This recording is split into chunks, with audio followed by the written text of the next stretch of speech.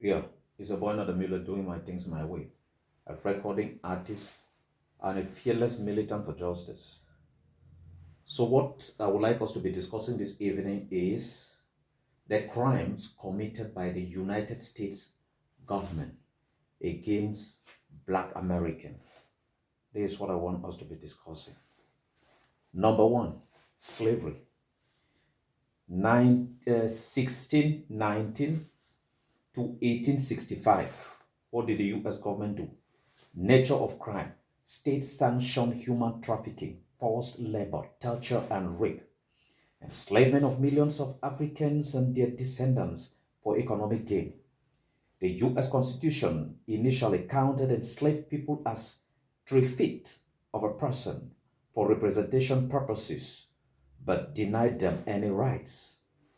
Federal and state laws like the Fugitive Slave Act reinforced slavery and punished those who resisted. Number two, black coats and convict leasing, post-Civil War reconstruction. This took place in 1865 to 1877. Nature of crime, discrimination of black life, and re-enslavement through legal loopholes, using the law to make the load harder on black people. Black codes, laws designed to restrict black freedom and force them into labor. Convict leasing, state governments leased incarcerated black people, often jailed for minor or bogus infractions, to private businesses for profit under brutal conditions. They used black people that were imprisoned for minor issues to work for others. Now the famous Jim Crow laws and segregation, late 1800s to 1960, nature of crime, state-enforced apartheid system, legalized racial segregation in schools, housing, public spaces, and transportation, disenfranchisement through poll taxes, literacy tax, grandfathers clauses. Supreme Court upheld segregation in Plessy v. Ferguson, 1896, reinforcing systemic oppression, crimes committed by the US government against black people. The fourth, racial terror and government inaction, nature of crime, failure to protect citizens, complicity in racial violence, lynching. Thousands of black Americans were lynched by white mobs. The federal government failed to pass anti-lynching laws for over a century despite public pressure.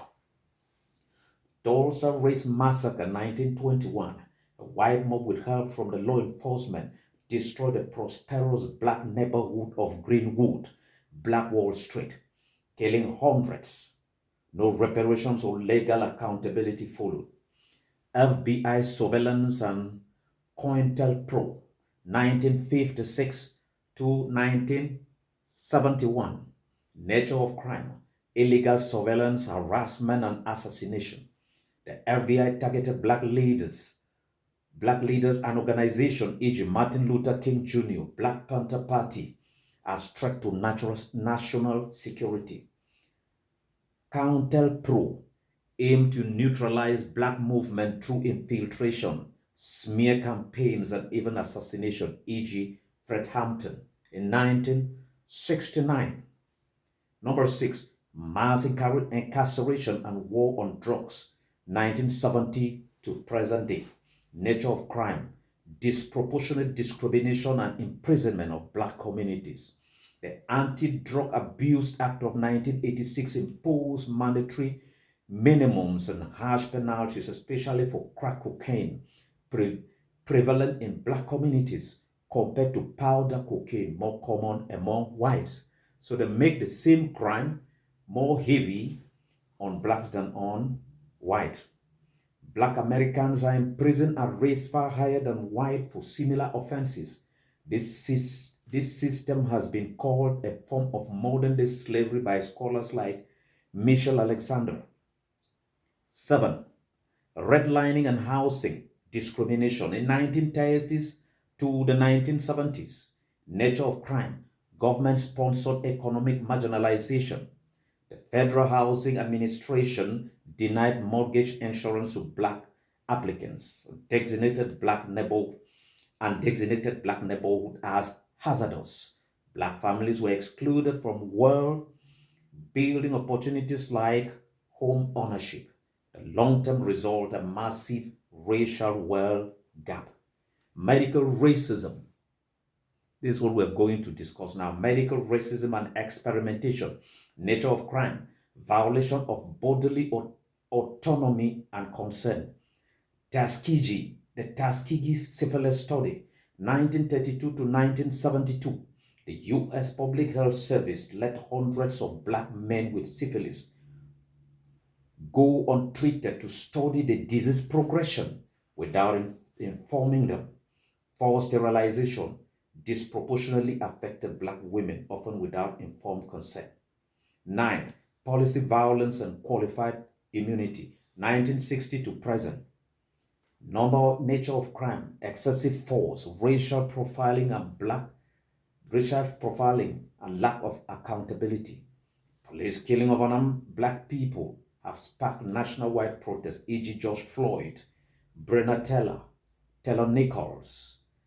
The doctrine of qualified immunity often shields law enforcement from accountability in civil service. The doctrine of qualified immunity often shields law enforcement from accountability. Number 10, environmental racism, nature of crime, neglect and targeting of black communities by hazardous policy. Black neighborhoods have been disproportionately exposed to pollution, toxic waste, and poor infrastructure. Example, Flint water crisis, lead poisoning, cancer allergy in Louisiana. Conclusion, these systemic crimes, both historic and ongoing, are not merely isolated injustice but deeply embedded in U.S. policies and law. Yeah, there's just a few. So I just wanted to bring to your understanding the way the U.S. government itself has used in order to keep black people where they are. So they contributed enormously to the ghettos we have today. Everything we see has a bearing with the way the government has treated the black man. This is for the purpose of learning, for the purpose of acquiring knowledge. Have a nice day. It's a boy, ENOW DE MULLER, doing my things my way. God bless you. One love. Peace.